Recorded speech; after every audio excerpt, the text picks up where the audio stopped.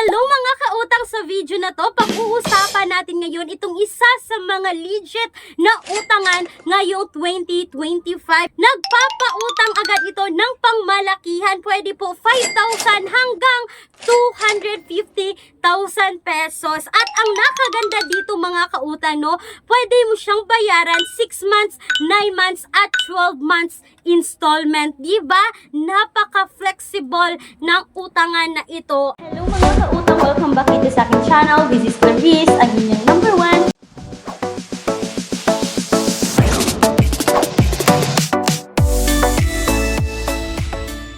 At alam ko ngayon mga kautang na ang dami sa inyo ngayon dito ang pwedeng ma-qualified sa utangan na ito. Lalong-lalo na mga kautang, no, kung kayo dyan ay may mga kapamilya na nasa ibang bansa or matatawag nating nagpapadala ng pera sa inyo at sa Palawan nyo kinukuha mga kautang, I think na super qualified kayo ngayon sa utangan na ito. Kaya alamin nyo muna ang buong detalye kung papaano makautang ngayon dito.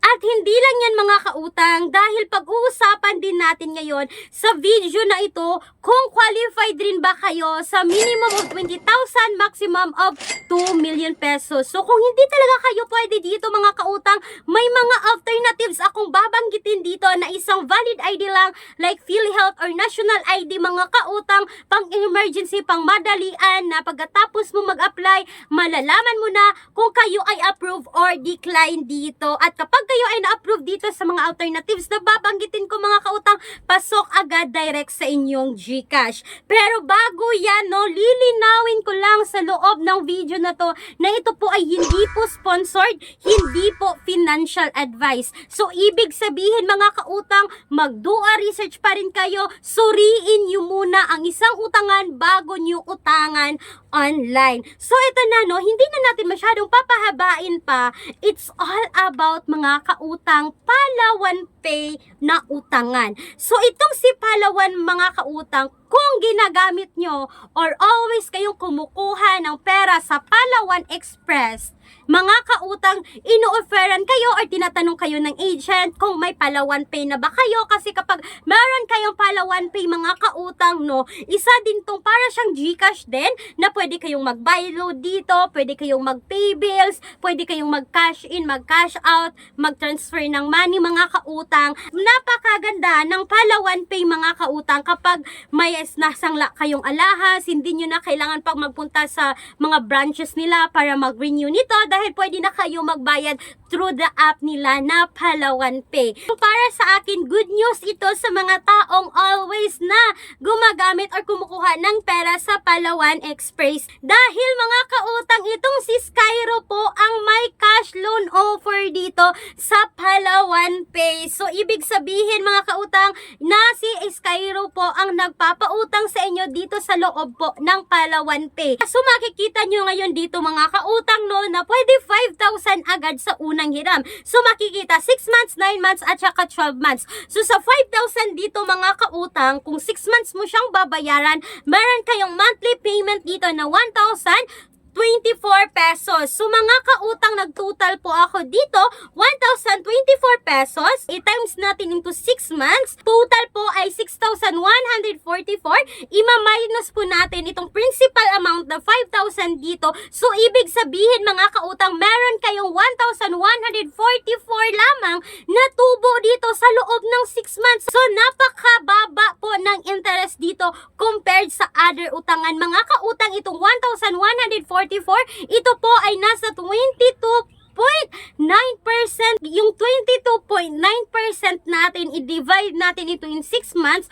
para makita natin kung magkano nga ba talaga yung kabuuang tubo every month dito. So, nakikita 3.81% yung tubo dito sa loob po yan ng isang buwan dito. So, mga kautang, 3.81% is mababa siya talaga compared sa other utangan online. So, hindi lang yan mga kautang. For example, 15,000 yung kukunin ko sa loob ng 9 months. Yung monthly installment dito is 2,092 pesos. Yung 2,092, i-times natin yan ng 9 months, aabot po ng 18,828 pesos. Ililess natin yung 15,000 na principal amount dito, total po ng 3,828 pesos. So, aabot po ng 25.9% ang interest dito sa loob ng 9 months. So, mga kautang, yan po ang offer ng Palawan Pay via Skyro. So, eto na nga mga kautang, kung gusto nyo umutang dito, no?